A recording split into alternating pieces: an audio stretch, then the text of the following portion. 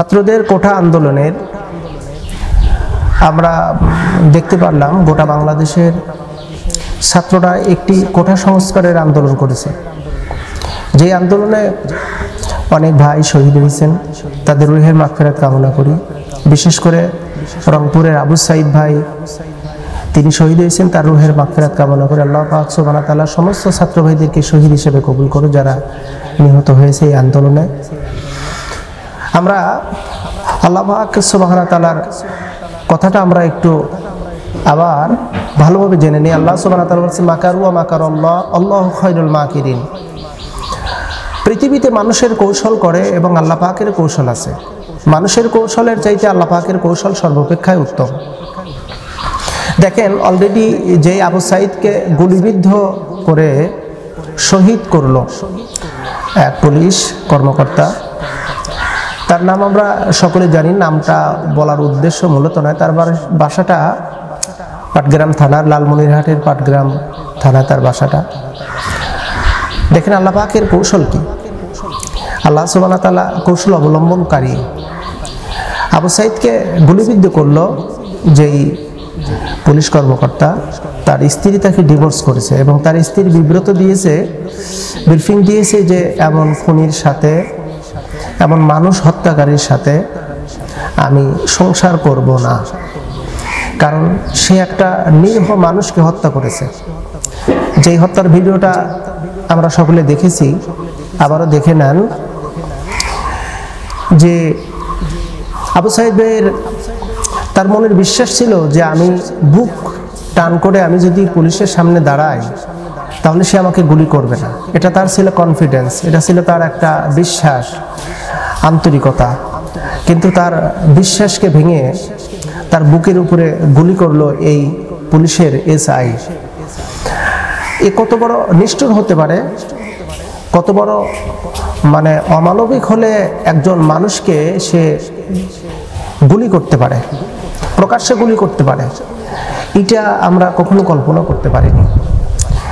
অথচ আল্লাহ সুবহানাহু ওয়া তাআলা বলছেন ওয়ামাইয়াকতুল মুমিনাম মুতাআম্মিদান ফাজাযাউ জাহান্নাম খালিদিনা ফিহা গাদিবাল্লাহু আলাইহি ওয়া লাআনাহু ওয়া আদ্দা লাহু আযাবান আযীমা। আল্লাহ পাক বলেন, যদি কোনো ব্যক্তি ইচ্ছা করে কাউকে, কোনো মুমিনকে হত্যা করলো কোনো শরীয়ত সঙ্গত কারণ ব্যতীত ইচ্ছাকৃতভাবে, এখন কেউ যদি হত্যার অর্ডার করে যে অমুককে মেরে ফেলো, এই অর্ডারটাও যদি করে তাহলে এই আয়াতের ভিতরে সেও পড়ে গেছে। যে ব্যক্তি ইচ্ছা করে কোনো মুমিনকে হত্যা করে, আল্লাহ পাক সুবহানাহু ওয়া তাআলা বলেন ফাজাযাউ জাহান্নাম খালিদিনা ফিহা, তার জন্য জাহান্নাম, ফাজাযাউ জাহান্নাম, তার পুরস্কার হলো জাহান্নাম, খালিদিনা ফিহা। খালিদান বলা হয়েছে, খালিদান শব্দের অর্থ হলো চিরস্থায়ী, সেখান থেকে তাকে বের করা হবে না।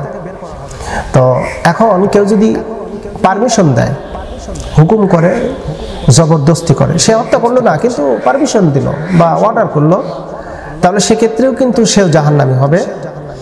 আল্লাহ সুবহানাহু ওয়া তাআলা বলেন যে গাদিবাল্লাহ, আল্লাহর গজব, আলাইহি, তার উপরে, ওয়ালানাহু, এবং তার উপরে আল্লাহর লানত বর্ষিত হবে। যে ব্যক্তি মানুষকে ইচ্ছাপ্রসূনভাবে, কোনো মুমিনকে, কোনো মুসলিমকে ইচ্ছা করে হত্যা করবে, তার উপরে আল্লাহর গজব এবং আল্লাহর লানত অর্পিত হবে।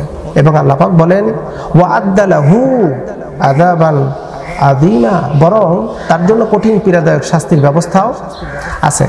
দেখেন আল্লাহর গজব কি। আমরা আবু সাইদ ভাইকে নিয়ে আমরা একটু কথা বলবো।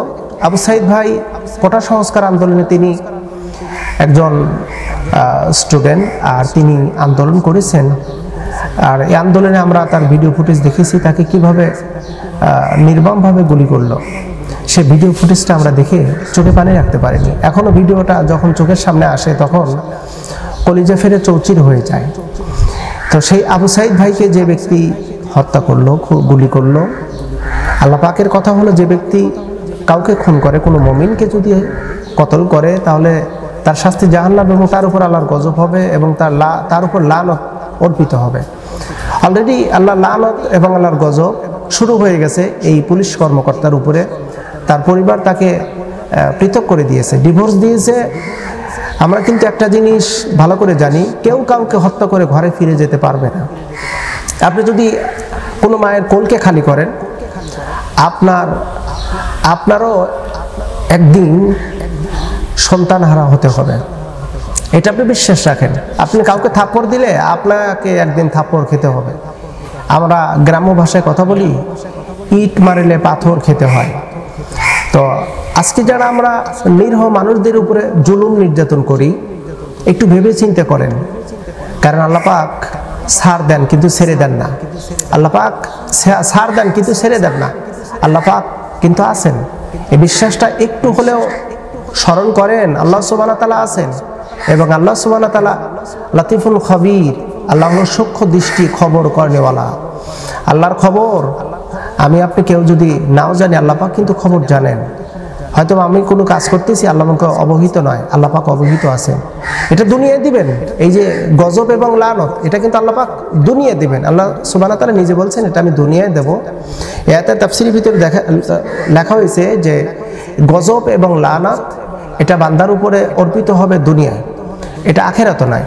বরং আখিরাতে তার জন্য শাস্তি থাকবে জাহান্নাম এবং কঠিন পীড়াদায়ক শাস্তি। এই শাস্তির মানে শুরু আছে, তার শেষ নেই। এবং কঠিন পীড়াদায়ক শাস্তির ব্যবস্থা আল্লাহ সুবহানাহু ওয়া তাআলা করবেন। কেন করবেন?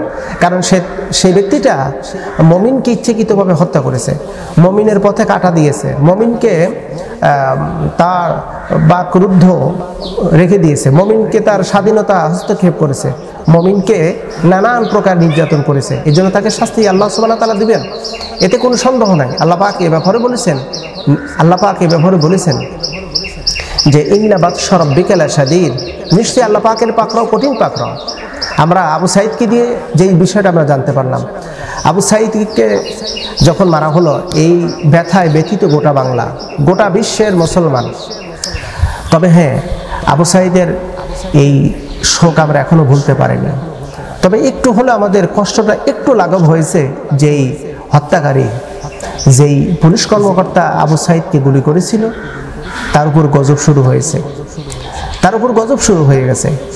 আমি গতকাল আমি খবরটা পেয়েছি। খবর পাওয়ার পরে আমি নিজেও আলহামদুলিল্লাহ বলেছি, শত শত মানুষ আলহামদুলিল্লাহ বলেছে। দেখেন, আমরা একটা বিষয় জানি, এমন জীবন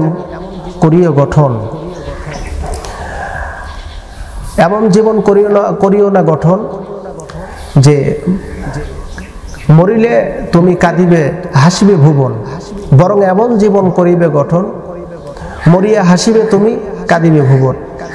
আপনার মৃত্যুতে যদি কেউ আলহামদুলিল্লাহ বলে, বুঝতে হবে আপনার জীবনটা আপনি সেভাবে তৈরি করতে পারেননি। আপনার মৃত্যুতে যদি মানুষ কান্না করে, আফসোস করে, ইন্না লিল্লাহ দোয়া যদি পড়ে, আপনার জন্য যদি দোয়া করে, এমন জীবন গঠন করতে হবে। আমরা দেখেছি এমনও কিছু মানুষ মারা যায়, তাদের মৃত্যুতে মানুষ আলহামদুলিল্লাহ বলে। তাহলে কেমন জীবন গঠন করেছে যে সবার কাছে এতটাই অতিষ্ঠ হয়েছে, এতটাই জালিমে পরিণত হয়েছে, এতটাই অত্যাচারী হয়েছে যে তার মৃত্যুতে মানুষ আলহামদুলিল্লাহ বলে। বুঝতে হবে আপনার জীবনটা কোন আঙ্গিকে তৈরি হয়েছে। আমাদেরকে একটু আখিরাত নিয়ে চিন্তা ভাবনা করতে হবে। আখিরাত নামক একটা জগৎ আছে। আল্লাহ সুবহানাহু ওয়া তাআলা কাউকে যদি ভালোবাসেন, আল্লাহ আকাশের ফেরেশতাদেরকে বলে দেন, জমিনের ফেরেশতাদেরকে বলে দাও, আমি অমুক গ্রামের অমুকের সন্তানকে আমি ভালোবাসি, তোমরাও ভালোবাসো। ভালোবাসা শুরু হয়ে যায়। আল্লাহ পাক কাউকে যদি ঘৃণা করেন, কারোর উপর যদি লানত করেন, পৃথিবীর সমস্ত প্রাণী কুল ওই ব্যক্তির উপর লানত করে। আল্লাহ সুবহানাহু ওয়া তাআলার কাছে আমরা এমনটি আশা প্রত্যাশা রাখি। আল্লাহ, তুমি জালিমকে তুমি হেদায়েত করো, যদি জালিমকে হেদায়েত না করো, ধ্বংস করে দাও। ইতিহাস প্রমাণ হয়ে যাক, ইতিহাস সাক্ষী থেকে যাক যে জালিমের ভয়ঙ্কর পরিণতি কেমন হয়। আল্লাহ সুবহানাহু ওয়া তাআলা তুমি কবুল করো, আমিন সুম্মা আমিন।